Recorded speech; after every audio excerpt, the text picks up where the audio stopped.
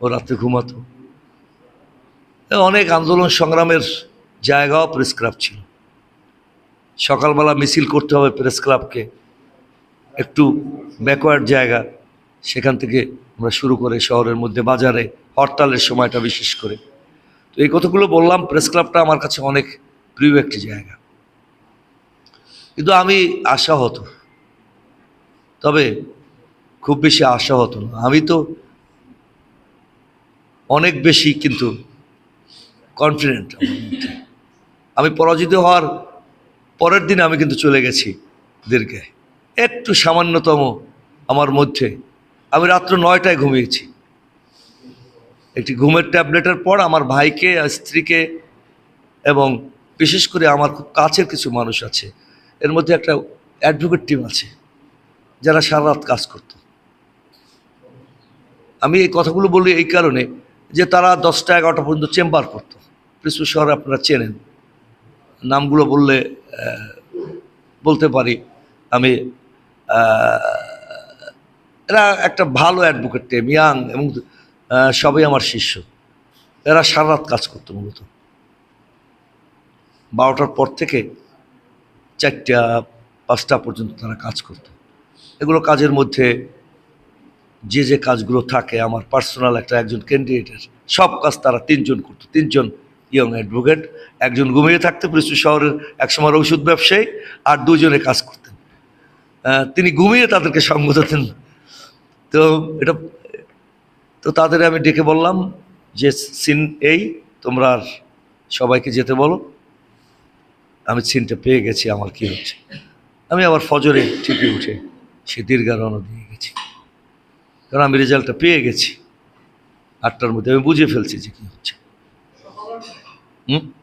রাত্র 8টায় অলরেডি সকল রেজাল্ট আমার কাছে আছে, এবং 5টার মধ্যে বিশেষ বিশেষ জায়গা থেকে আমার কাছে মেসেজগুলো চলে এসেছে। মাননীয় প্রধানমন্ত্রী আজকের তিনি খবর নিয়েছে, সে অনেক লম্বা ইতিহাস। তো আমি যেটা বলতে চাই, আমি প্রেস ক্লাবের সাথে থাকতে চাই। এই আমার নির্বাচনটা প্রেস ক্লাবের সহায়তা আমি পেয়েছি।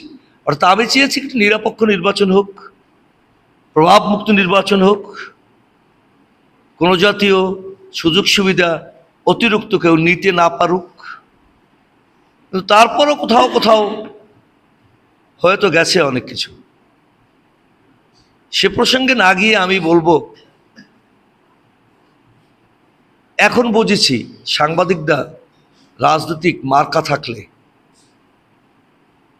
নিরপেক্ষতা আশা করা যায় না।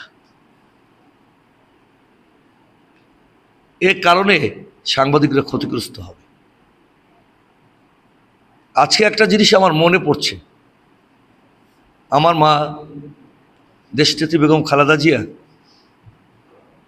আমাকে শিক্ষক সমাজের 11 সদস্য বিশিষ্টের মধ্যে আমাকে বক্তৃতা না দেওয়ার জন্য বললেন। কি ওর বক্তৃতা দেবে? ও কিসের শিক্ষক নেতা? ও আমার নেতা, ওকে কে এর মধ্যে এনেছে? যারা গিয়েছে তারা অনুরোধ করছে যে উনি আমাদের মাঝে থাকুক, কেননা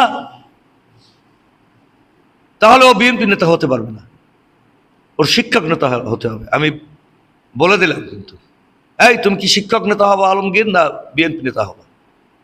আমি তো, আমার অবস্থা খারাপ, কাচুমাচু করে পিছনে যখন গেলাম, উনি বলছে আমি কষ্ট পেয়েছি, বলো এখন কি বলতে চাও। তবে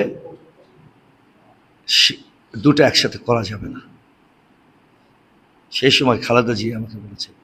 তারপর চুপি চুপি আমি বিভিন্ন সময় শিক্ষক রাজনীতি এনজয় করেছি। আবার ঢাকায় সমাবেশে বক্তৃতা দিতাম না, একটু দূরে দূরে যেতাম। দু একটা ভালো খবর আবার ম্যাডামকে দিলে ভাবে, ম্যাডাম ওই অঞ্চলে এদের সাথে গিয়েছিলাম, এই সাংগঠনিক অবস্থা। তখন বুঝতো যে আমি সাংগঠনিক অবস্থাটার একটু খবর টবর নিচ্ছি। অর্থাৎ এই যে এটা আমার খুব বেশি মনে পড়ে যে আমি শিক্ষক নেতা হই, এটা বেগম খালেদা জিয়া চাননি। অর্থাৎ তাহলে সাংবাদিকতা বা শিক্ষকদের নেতৃত্ব দেওয়া আর বিএনপির নেতৃত্ব দেওয়া পেশাজীবীদের কোনো ইসে আসা উচিত নয়, এবং এক না। এবং তারেক রহমান কিন্তু এ কথাটি সাংবাদিকদের উদ্দেশ্যেও বলেছেন যে আপনাদেরকে সামনে কাছ থেকে আমরা নিরপেক্ষতা আশা করি।